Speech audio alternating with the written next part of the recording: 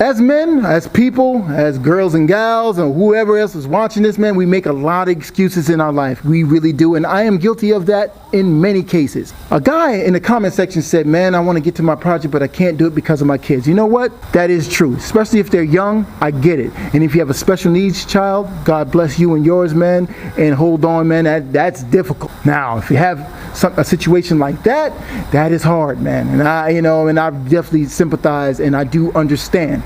But if you guys are living a pretty foul life, like having a side piece, you need to cut the side piece and get towards the project. Your project should be the side piece, not an actual woman on the side doing some sexual favors and you getting no money from the situation. You're actually spending a lot more money going to hotels, going over here, going there, wasting a lot of time. And you have a rusty car just sitting there wishing that you could be able to get this project going. But if you just got rid of the side piece, you'd have been straight. A lot of times us guys, I'm going to use guys in this, in this scenario, that we use up a lot of excuses, man, when we don't want to do something. I do it all the time, especially with that white car that's over there. I don't feel like doing it. And I make a lot of excuses, but I'm starting to touch on it because I'm starting to heed some of my words that, look, man, you can actually do stuff little by little. I was telling my man Harrison, the truth meter behind the scenes, man, that I was building on a Datsun 810 long time ago, and most of that build was done while I was at work, half-hour a day. Some days I end up spending there a whole hour and a half, but I was trying to maximize my time, and guess what? I got paid to work on my own car while I was at work. How the hell you gonna get fired on your day off? I don't know. I got to build the car, and I learned something indirectly while I was trying to be slick, that you can actually build the car half an hour per day, do a little bit at a time, and get something done. I did it with this Maverick here. I've done it with this car over here. You guys who was in the comment section, you were wondering about what was that part, man, that you had, BST? What was it? Well, let's see. If you guys figured it out, it was this thing. Now, it's ugly. I wanted to use a legit gear shifter. I mean, they have a remake of these, but I wanted the original Ford piece. And I went and I got this. Now, the problem that I had was that when I welded it up, it needed to be cockeyed because of this seat. The gear shifter was like hitting this. So I had to tweak it like this a little bit to, but all in all, it's all good. Now, behind the scenes here, I bought this before I cut the thing. It was supposed to be for it was for the 5-speed Crown Victoria, but it is actually too small. So when I cut this, I didn't cut it towards this. So I had this before I had this. If I was smart, man, I would have thought about this part, but I just found it as I was cleaning up. So what we're gonna have to do is, while I'm doing nothing, we're going to have to build some corners inside these areas here. Just there, and then we can place that thing in there and make it sit in there nicely and bolt everything up. So these are the things that you can do behind the scenes or towards your build. Little small, tiny things that you really don't want to do. Of course, I want to do the big stuff. You know what I mean? Exhaust, do the alignment over here. But you know what? Just do something versus nothing. So let's get to it. First thing I did was find some daggone scrap iron, and then after that I started to prep the area where I'm going to be welding. And as I'm welding this, I'm noticing that the daggone metal is very thin. I don't know how I'm going to do this. So I mocked things up, and then I started to weld. And I knew, I seen a blunder.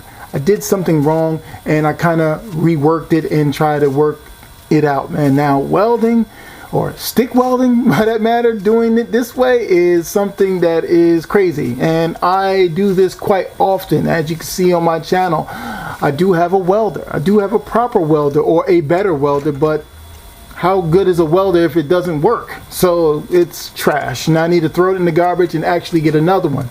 But what I like about the stick welder is that it doesn't have a lot of splatter, next to none. So I kind of like using this. Plus, the stuff that I weld is really not that thick. It's not really demanding on some deep penetration, really. So this works out for me, man, and I just work with it and work with it and work with it. I just do little tacks so I don't overheat the piece, and then all of a sudden I just blow holes into the, you know, that area over there, man. So that's what I was doing, man. I was just taking my time, looking, seeing what I was doing, taking my time, keep on going, and man, it came out pretty decent. But again, like I said in this video, man, this is just a beginning. I may remix this, you know what I mean? So don't judge me on my welds or anything, brothers. Please don't do that. So, all right, I mean, I did what I can do. I mean, mind you, this is thin metal and I'm doing it with a stick welder. This is like the result of it. Now, all I need, you know, that's all what I'm trying to do is to, you know, just to get it to catch like that. That's all. You know what I mean? Even though it's off a little bit, but that's okay. You know what I mean? We're going to put the rubber on there and all that other stuff there, and you know, that's when I'm going to drill the holes. Now see, here's, if I was slick enough, you know, I would have put screws behind the bolts, but what I'm going to do is put self-tapping screws in there, drill the holes and just self-tapping screws and put them in there, and just, that'll be it, man. And that is the beginning of this whole journey. So let me go ahead and tap the holes in, and then we're going to get back at it. Moments later. When I say touch something, do something, it could be a beginning of a thought. Now, this is not the final thought. This is the beginning thought of this situation here. In many cases, if I had a carpet, this would have been a final thought. But I was just using parts that I had inside of the garage. I can more than likely just build a better one of these, make it really nice, and get it really, really, really dope. Or I could just leave it like this, get a carpet, and everything will be fine. You know what I mean? I can actually do that, and it could be dope. Now, with the situation with the gear shifter, man, it was just a little bit too close to the seat. Now, the seat can be the problem. I need to probably move the seat over this way, and everything would have probably been a go. But actually, I really like how this shifter feels in the position that it's in. I can go through all the gears, even down to reverse, and it's cool. And it won't even go into the other seat of the other person. So I really like how this feels. Remind you, this gear shifter is for a 3-speed, not a 5-speed. So it's okay, man. So like I said, man, you guys got out there, man, you can go ahead and start and build something, or start something on your project. Maybe a fender, you know what I mean? Maybe a fender is beat, and you say, you know what, let me just go ahead and do that one fender. Remember, you got to do things in pieces, not the whole thing. Don't follow those other channels out there who got 15 guys on one car and they got an endless amount of money to really just go ahead and just do it in that one day, and they got a time limit and all of that crazy stuff, man. Just go in and do something. Like, I need to go fix this grill, but I just need another grill. You know what I mean? So I just leave that just dangling, but there's other little things that I can go ahead and do. Like, I still don't have this water bottle. I still didn't go and buy that. There's a lot of little tiny things that I need to go ahead and finalize behind the scenes, man. And this is what I mean. Just go out there and just build your car just little by little, man, and just touch on it just a little bit. Maybe you have some issues in your house or things are going on, man. You know what?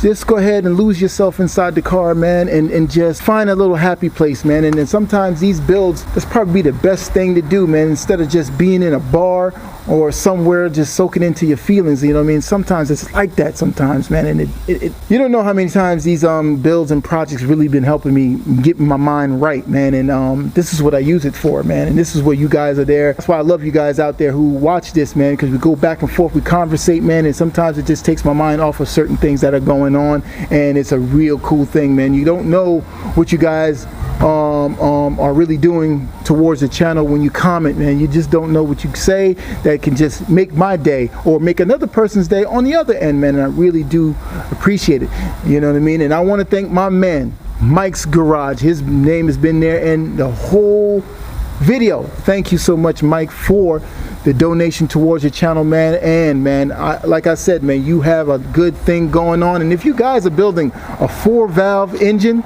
and you got a little bit of issues, or you want to know some little technical stuff, man, please check out Mike's Garage and ask him, man. He will give you all the info, specs, and everything on your 4-valve engine in detail, in stock form. Check him out, man. He's a really good, very knowledgeable, man. So now, what we're gonna do, yeah, back to that daggone white Crown Victoria over there, and that's what we're gonna be doing probably on the next video, and probably be picking up another one of these engines here on the next one. So we'll see you guys on the next one, man. Thank you so much for the support and watching the video, man. Later.